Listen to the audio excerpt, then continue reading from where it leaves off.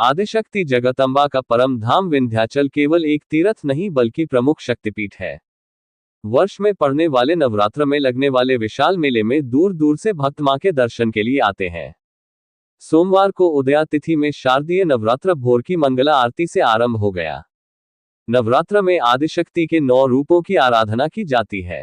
पहले दिन हिमालय की पुत्री पार्वती अर्थात शैलपुत्री के रूप में आदिशक्ति का सविधि पूजन अर्चन करने का विधान है।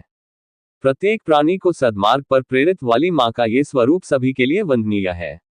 विंध्य पर्वत और पापनाशिनी मां गंगा के संगम तट पर विराजमान मां विंध्यवासिनी शैलपुत्री के रूप में दर्शन देकर अपने सभी भक्तों का कष्ट दूर करती है। नवरात्र के पहले दिन श्रद्धालुओं ने पूरी श्रद्धा के साथ आदिशक्ति मां विंध्यवासिनी का दर्शन पूजन किया। घंटी घड़ियालों से पूरा विंध्य क्षेत्र गुंजायमान रहा। अनादिकाल से भक्तों के आस्था का केंद्र बने विंध्य पर्वत व पतित पावनी मां भागीरथी के संगम तट पर श्रीयंत्र पर विराजमान मां विंध्यवासिनी का प्रथम दिन शैलपुत्री के रूप में पूजन व अर्चन किया जाता है। शैल का अर्थ पहाड़ होता है। कथाओं के अनुसार पार्वती पहाड़ों के राजा हिमालय की पुत्री थी। पर्वत राज हिमालय की पुत्री को शैलपुत्री भी कहा जाता है। उनके एक हाथ में त्रिशूल और दूसरे हाथ में कमल का फूल है। भारत के मानक समय के लिए विंध्य के रूप में स्थापित विंध्य क्षेत्र में मां को विंध्यवासिनी अर्थात विंध्यवासिनी के नाम से भक्तों के कष्ट को दूर करने वाला माना जाता है। प्रत्येक प्राणी को सद्मार्ग पर प्रेरित वाली मां शैलपुत्री सभी के लिए आराध्य है। घर के ईशान कोण में कलश स्थापना के साथ ही माता भक्त साधना में जुट गए हैं।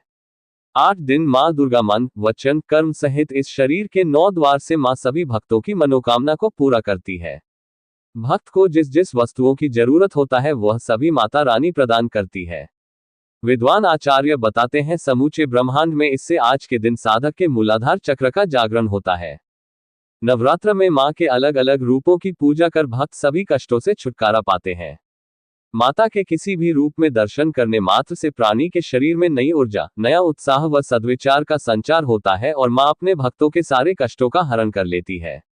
नवरात्र भर विंध्य क्षेत्र में लाखों भक्त मां का दर्शन पाने के लिए आते रहेंगे।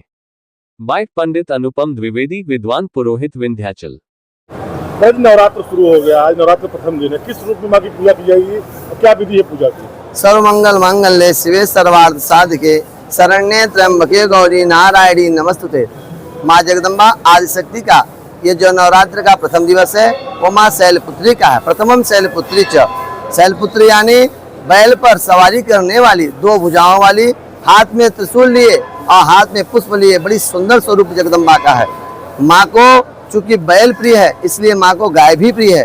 तो गाय से मिश्रित संबंधित गाय का दूध या गाय से उत्पन्न प्राप्त हुआ घी माँ को भोग लगाकर उस भोग को प्रसाद स्वरूप पाने वाला आरोग्यता होता है एवं सुख शांति समृद्धि की प्राप्ति होती है। विंध्याचल में नवरात्र चल रहा है, ऐसे में किस रूप में माँ कैसे दर्शन दें और कैसे उन लोगों को भला होगा भक्तों का? देखिए, नवरात्रि में हम लोग मानते हैं कि माँ अपने ध्वज पर विराजमान होती हैं। जो श्रद्धालुगण भीड़ के रहते अगर बहुत अच्छा दर्शन नहीं प्राप्त कर पा रहे हैं तो दूर से भी यदि माँ के मंदिर के बाहर से भी ध्वज का दर्शन कर रहे हैं तो मानिए माँ का वो साक्षात्कार दर्शन पा रहे हैं। साथ में जो श्रद्धालु माँ के सीढ़ी को छूते हैं उनकी 7 पीढ़ी तक तर जाती है, ऐसा यहाँ की मानना है।